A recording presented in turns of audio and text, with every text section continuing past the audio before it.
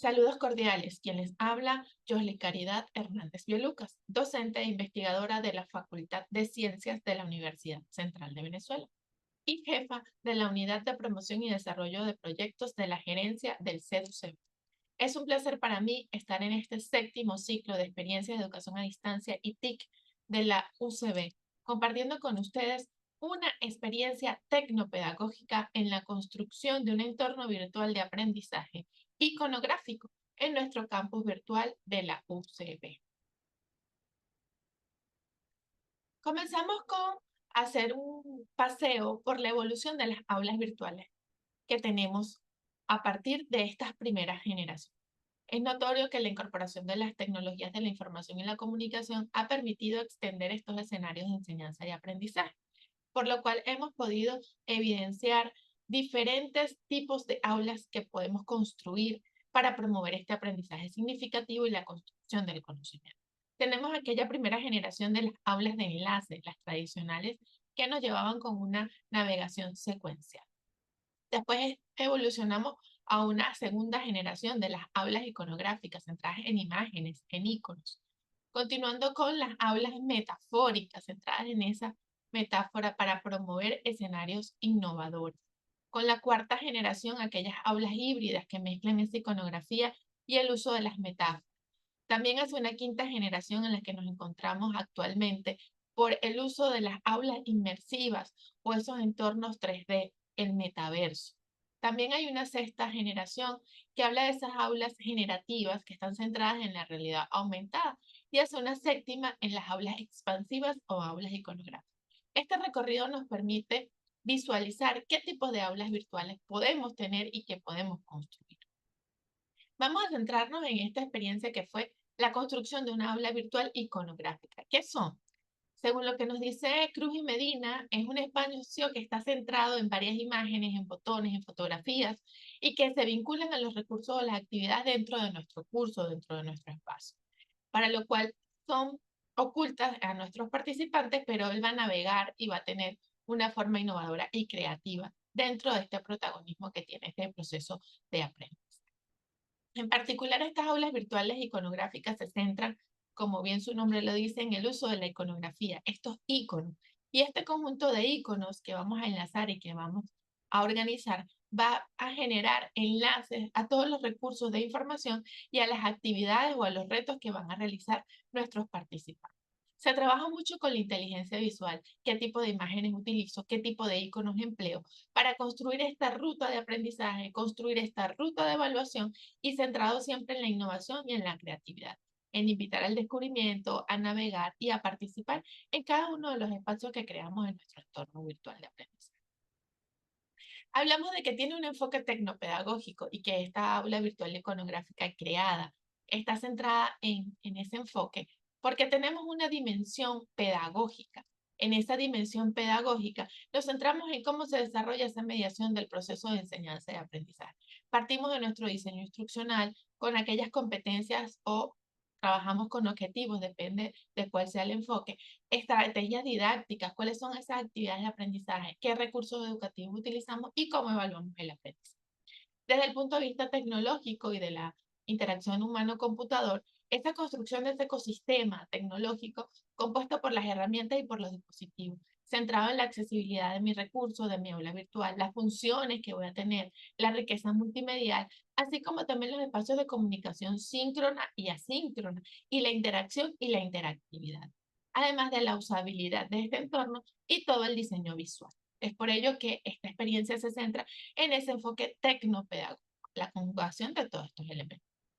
¿Qué es importante para crear una aula iconográfica? Primero, pensar cuál es la forma creativa en la cual yo voy a desplegar estos elementos, cómo los voy a componer y así cómo voy a establecer esa ruta de aprendizaje, cómo también voy a establecer esas orientaciones didácticas. Debo partir entonces de esa planificación, de ese diseño instruccional y tener claro un boceto central, cómo va a ser mi imagen alusiva en este programa que estoy trabajando. Debo también identificar cuáles son los iconos principales y cómo se corresponden con las imágenes y por supuesto en la temática en la que estoy trabajando, así como también aprovechar esta riqueza multimedial de los videos, las infografías, los podcasts imágenes, texto, todo que me permita hacer un escenario lo suficientemente enriquecido desde este punto de vista. Los iconos los vamos a enlazar con los recursos y las actividades que vamos a tener en nuestra aula. Tenemos que trabajar con una interfaz que sea intuitiva, que sea usable, que sea llamativa, que tenga pocos colores, que tenga fondos claros y que permita entonces implementar esa planificación didáctica que nosotros desarrollamos. Además, debemos considerar esos lineamientos de optimización de nuestra aula virtual iconográfica. ¿A qué me refiero? A no colocar videos directamente en el aula, sino utilizar el canal de YouTube en forma oculta que podamos desplegar estos videos, a utilizar los recursos de la nube si los recursos son muy pesados. Todos estos elementos que me permitan una mejor navegación y descarga de la información. También debemos mantener una línea gráfica coherente, consistente y que estos colores combinen y siempre trabajar con fondos claros. Y también trabajar con una iconografía estándar en el uso de colores y de lo que representa. En función de esto, con mi experiencia trabajada en la licenciatura en computación, en la aula virtual de el tercer semestre de la asignatura Ingeniería de Software. ¿Cómo partimos? Bueno, en nuestro caso de la nota informativa de la asignatura, creando el plan de clase con todos los contenidos que se abordan, las estrategias, las fechas, las tareas y las actividades. A partir de ello, se estructuró el aula virtual. Se hizo un boceto en papel, cuáles son los principales elementos, qué hay en la temática, qué debo resaltar, cuáles son los puntos claves por los cuales los estudiantes deben navegar. Trabajé también en la línea gráfica, el concepto, los colores, un fondo claro, colores claros hacia azules, que representan también el área de la computación, con iconos referentes a las cosas que queríamos presentar.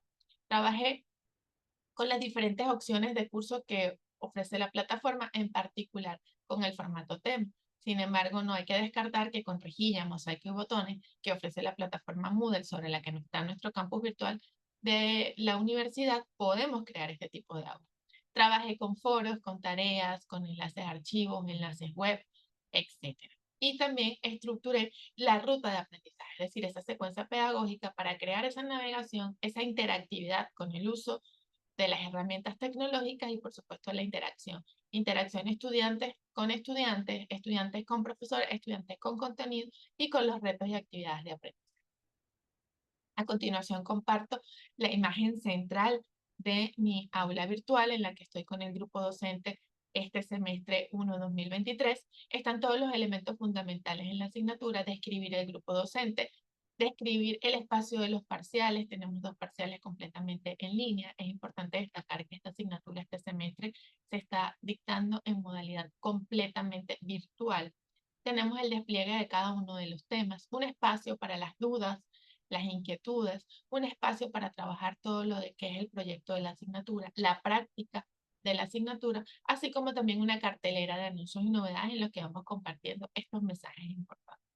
No menos importante, un espacio de socialización y participación, donde está el enlace al grupo de WhatsApp, donde están las coordenadas de conexión de las actividades síncronas de la asignatura, donde está la cartelera también de anuncios, donde hay un foro de presentación y donde hay una cafetería virtual.